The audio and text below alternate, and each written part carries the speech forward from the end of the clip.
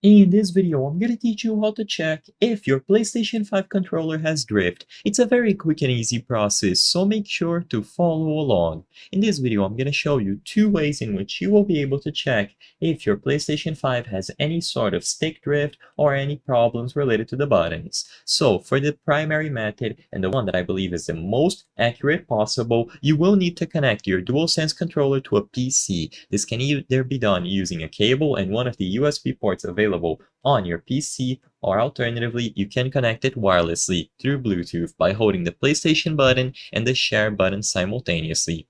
So regardless, once you have the DualSense connected to your PC, go over to this website so you can look for hardware tester gamepad tester on Google, or go over to hardwaretester.com/gamepad. As the title of this website suggests, you will be able to press any button on your gamepad, your DualSense controller, and have it check for you if you have drift. So as you can see here, as soon as I press anything on my controller, boom, it is being displayed. You will notice that I am using an Xbox controller, but don't worry, this is for demonstration purposes only, and the process can be done with your PlayStation 5 controller specifically.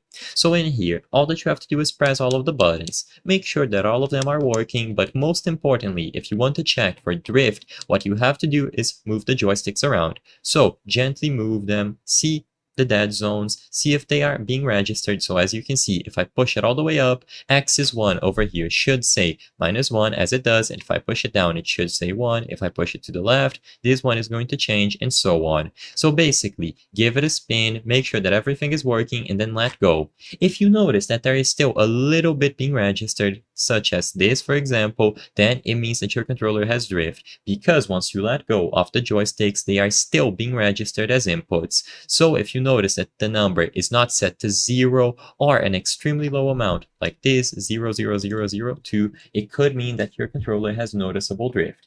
If you cannot connect it to a PC to check, the other option that you have is to go inside of any game and just move the joysticks. Open your map, move around a map with a character, and see if your character keeps moving, if the map keeps on growing up or down or whatever, and you will be able to identify it that way as well, even though it is less accurate. I hope I was able to help you on how to check if your PlayStation 5 controller has drift.